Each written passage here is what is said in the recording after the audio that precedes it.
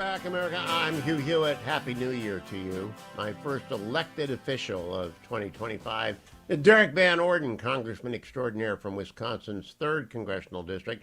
24 years in the Navy with the SEALs. He is the Senior Chief Petty Officer with the SEALs for 24 years. This is his 5th year in Congress, and he joins me this morning from, I believe, Washington. Good morning, Congressman. How are you? Well, good morning, Hugh. I got to correct you for a second. I was in for 26 years in the Navy, but this is only my 3rd year in Congress. Oh, I thought you had won twice before. Okay, well, then you're my sophomore representative. Congressman, I want to ask you about two things. One, the events of yesterday, the terrorism in New Orleans and what looks like terrorism in Las Vegas. Your reaction to both of those events. Do you think they're linked? What do you know? I would say that they are tragic but completely expected. And the reason I say they're expected is because we've had 4 years of the weakest leadership imaginable under the Biden administration. They have run a lawless regime. They have put politics above the security of the American people, and it's beginning to show. And unfortunately, I believe that we are in store for more of these types of events. You simply can't allow 20 million unvetted people into the country and expect that even a small percentage of them would not conduct terrorist operations. And this is, of course, on top of the 170,000 plus unvetted Afghans that we brought in directly from a war zone. So are they linked? I'm not sure. Could they be linked? Absolutely. Was the first one designed to be a signal to President Trump? Potentially. Was the second one? Absolutely. When you ignite a VIBD, that's a vehicle-borne improvised explosive device that was designed by Elon Musk in front of a Trump hotel in Las Vegas, 100% that was designed to send a message to President Trump. Now, both of the terrorists yesterday, and whether or not they're linked in their plan, they both were in the Army. They both self-radicalized. What do you put that down to? Do we have a study on what happens to people that go this direction? You know what, Hugh? When General Milley and Lloyd Austin decided to have a task force to root out the white supremacy, the right-wing extremist groups in the military, and they came up with absolutely nothing. I wrote a letter immediately following an airman lighting himself on fire in front of the Israeli embassy, demanding that Lloyd Austin set up a left-wing extremist task force. And if he had done that, these people would have been rooted out earlier. So the problem is it's politically correct to try to chase down Caucasian males serving in the military, and it is politically incorrect if anybody has any affiliation with a religion other than Christianity or they are not a Caucasian male. It is politically incorrect to even question them. And I believe that we're going to find out that this person, the one that committed those horrible crimes in New Orleans, was looked into previously, but they were concerned of chasing it down because they didn't want to violate some DEI crap that they had in the military. So the time for this is over. We need to look at people only as Americans and people that are patriotic and love their country, and we need to put aside all this other stuff, their religious affiliation, the color of their skin, any type of immutable characteristics they have. This is the United States of America, and we look at everybody equally. And this is an example of treating people differently because of the color of their skin, and it's inappropriate. Now, so Congressman, I want to play for you the opening of the FBI's Assistant Special Agent in charge, her first interaction with the media. Now, I don't want to come down on Ms. Duncan. She is obviously young. She is obviously nervous. Her voice is trembling. But she is trained to say what she says at the beginning of her first appearance, cut number 6. Kirkpatrick said we'll be taking over the investigative lead for this event. This is not a terrorist event. What it All right, is right stop. She is nervous, but she's trained to say this is not not even we don't know anything yet, just this is not a terrorist event. Why? Why are they trained this way? Because, Hugh, if they admit what's going on, in this case, they're going to have to admit what's been going on for the last 4 years, and that's that Joe Biden and the permanent, I call it the Democrat permanent party. They've abandoned America. And they have to say that this event is not a terrorist event because then they admit that there's terrorism taking place in the United States. If there's terrorism taking place in the United States, why? It's because the FBI over the last 4 years has misallocated their limited resources chasing down our brother and sisters that our brother and sister Catholics, and also the moms and dads at school boards. So Yeah, when the prime suspect is a rad-trad Latin Mass attending Catholic who happened to have spoken at a school board in the last 4 years. They're on the list, but apparently Correct. not these killers. Right, and you know what? It would be funny if it's not true. So the FBI is so far off mission, so far off task. It's unbelievable. That's why we need that's why we need Cash in. That's why we need Tulsi Gabbard in for ODNI to make sure that these limited intelligence resources are focused on enemies of the United States, not people that disagree with you politically. That's why we need Pete Hegseth in as SecDef to make sure that the DOD is focused on lethality, not on DEI. That's why we need Mike Waltz in as a national security advisor to make sure that we shape these policies so that we're protecting American citizens. That's why we need our new Secretary of Homeland Security to prevent these people from coming in and getting rid of the people that are here already. So we need the A team to get on board now. And so if we can just shift real quick over to the political aspect. Yeah, well, that's where I'm going. Let me set this up because I've got you for this and the next segment. Derek Van Orden is one of the Republicans who will be electing a speaker tomorrow, I hope. But it is not crystal clear yet that Mike Johnson is going to get every vote that he ought to get. Tell us what the situation is, Congressman Van Orden, because I like Chip Roy, but I can't believe he would vote against Mike Johnson at the beginning of this. What's going on?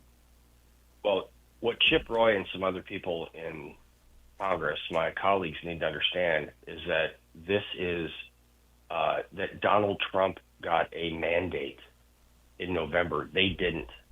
This is the America First movement. It's not the Chip Roy First movement. This is Make America Great Again. It is not Make Chip Roy Great. So Chip Roy was allowed to run wild for 2 years under this last Congress, and he's a disruptive contrarian. The reason that we weren't as productive as we could have been is because of Chip Roy. So they sabotaged bills in the Rules Committee, and then when they went to the floor, if they made it through rules, they would sabotage them by voting against the rule on the floor. And then Chip Roy had the gall repeatedly to go on the floor and yell to the skies about how unproductive we were as a Congress. And he was the direct reason why we were unproductive. So it's time to shine light on Chip Roy and his hypocrisy.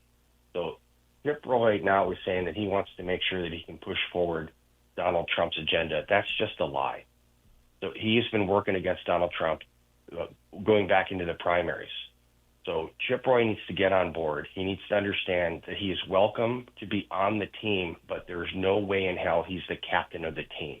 It is not his agenda. It is an America First agenda. And there are so many things that need to be taken care of for this country. And one of them is not Chip Roy's ego. Now, Congressman, explain to me how many other people are there besides Congressman Roy who have evidenced doubt about Mike Johnson? This would be a disaster, by the way, if we don't elect Mike Johnson and get to work right away. We've got to get the reconciliation done right away. Whether it's one package or two, it's got to be done right away. Right. How many other people besides Congressman Roy are opposed to Mike Johnson? Well, Thomas Massey and Victoria Sparks have been public about this. And if there's any other folks, I'm not sure what they're thinking. I don't chase down individual members of Congress. But I know that Victoria said that she has questions, and I know that Thomas Massey said that he's a hard no. If Thomas Massey's a hard no, that means every other person in the Republican conference has to vote for Mike Johnson if he's going to be elected speaker without Democrat votes. And here's the thing, man. I mean, call me crazy. I'm not sure when bipartisanship became bad, and I'd be happy to have some Democrats get on board. We need to understand. And the example of what took place yesterday twice should wake up everybody and understand that we are rapidly, due to Joe Biden's weak leadership, losing friends around the world, and we have to remember who our family is. And I fundamentally and categorically disagree with the vast majority of things that my Democrat colleagues do. I just think they are so far off base. But they're still American citizens, and we need to start working together. I mean, God forbid we have a global conflagration, and we can't even get together in the House of Representatives. So if that's what it takes, so be it. But now, again, explain to me the math, Congressman, because I know we have a 218.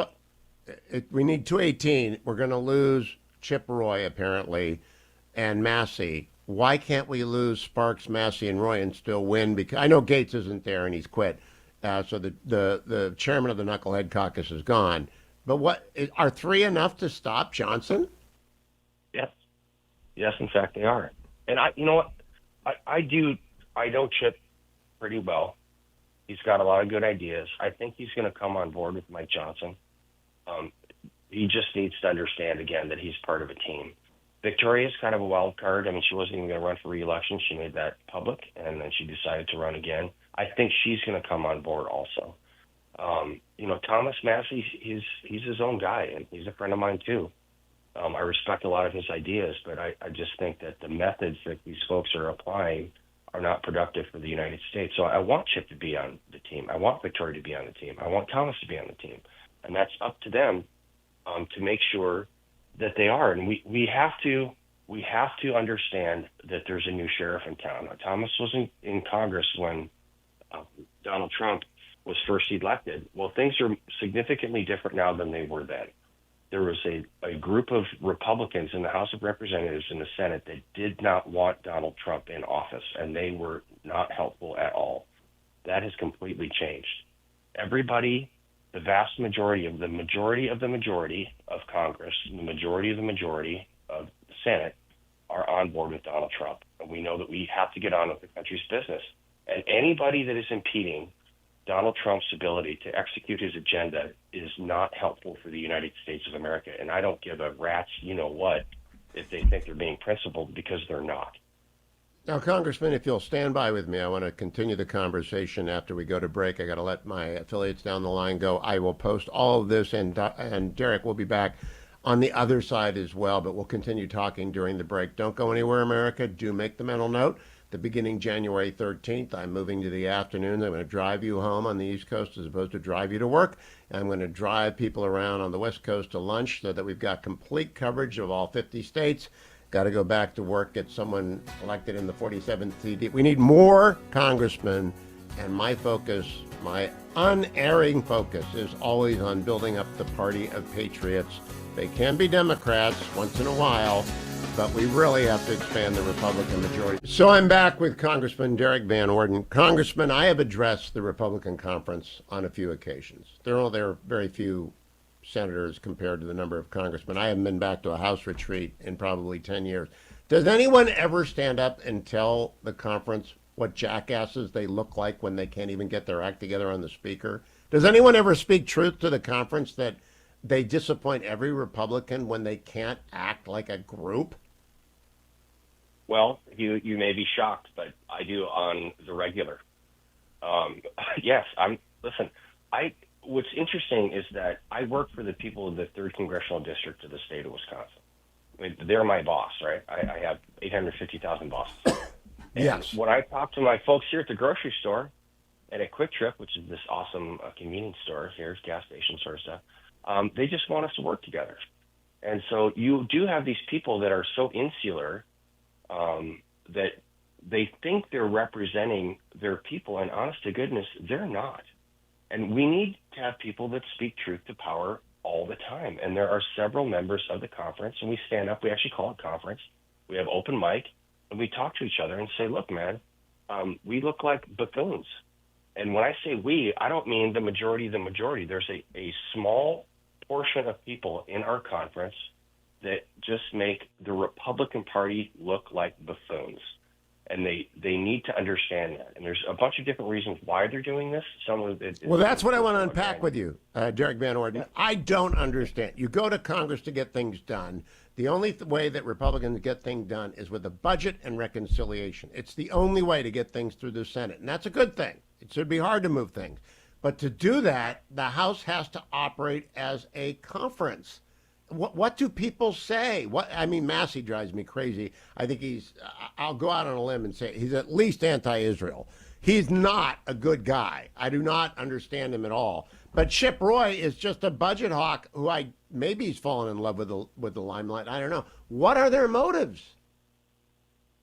Well, you kind of hit the nail on the head there. Some people like listening to the sound of their own voice. When you start, when you grow up and, you don't get a lot of attention and maybe you're not the most popular kid around and you haven't really done a whole bunch of stuff in your life, when people start asking you questions and listening, that can become really, it's seductive. So there are folks that want to stand on the Capitol steps and have 100 microphones and TV cameras in their face, and they kind of lose the vision of why they went to Congress to begin with. So Congress and politics, I've been in politics now for 2 years. I've been in office. It's a team sport. And the people that you see oftentimes, and I'm not putting it like Jim Jordan, for instance, he is on television regularly, and that guy is a rock star. You look at what he's doing, he is really working incredibly hard. And it's not about Jim Jordan being on TV. It's about Jim Jordan conveying a message from the Republican conference to the American people to keep them informed about what's going on. That's what the media should be used for, right? But you do have these other folks that they want social media followers, and they think they're a cast member on a reality television show. And that's not why I went to Congress. I went to Congress because the guy that was representing me voted to impeach Donald Trump for the Russia collusion hoax. I did human intelligence for over a decade in the SEAL teams. I read the SEAL report once and said this is a BS politically derived document. So politics should be incredibly boring. It should be making sure that the country is safe, making sure that we have roads and bridges, making sure that the other common carrier things like the railroads work, making sure that there is a level playing field for everybody, that we have an agricultural industry that is functioning so we can feed our people. And all the rest of this stuff is just garbage. Stand by, Congressman. I got to come back live, and I want to continue this conversation. I'll be right back with not with Chip Roy, with Derek Van Orden. Welcome back, America. I've been talking with Congressman Van Orden during the break, but I wanted to bring him back for one more conversation. Does the Republican House Conference have a sense of urgency? You were in the teams for 24 years, on the SEAL teams. I am very worried that we are going to wake up and see an invasion of Taiwan coming, that we're going to wake up and find terrorists in the country. Is there urgency in the conference, Congressman? I would say the majority of the majority has a real sense of urgency. There's going to be some outliers. We've been talking about Chip and some other folks here this morning that I think have lost the bubble, that they're not looking at the big picture. They're not understanding the fact that the United States right now, we're at an inflection point in history, like right now. And if we don't act cohesively as a unit, meaning the House, the Senate, and the White House, we're going to have some really, really bad times ahead of us. And I don't mean to be a doom and gloom person, but people better stand by for heavy seas for a few months here. And I think that what took place yesterday is going to take place around the country on a more regular basis until we get things in hand. So, in fact, yes, my friend, the majority of Congress understands that we need to get working now for the American people. Well, please keep coming back, Congressman. I find your candor refreshing, and I am glad you do not hesitate, without rancor, but to call out people who are in the way. I appreciate that. Happy New Year, Congressman, and I'll talk to you again soon. Thank you, Derek Van Orden. Very well. God bless you. You too.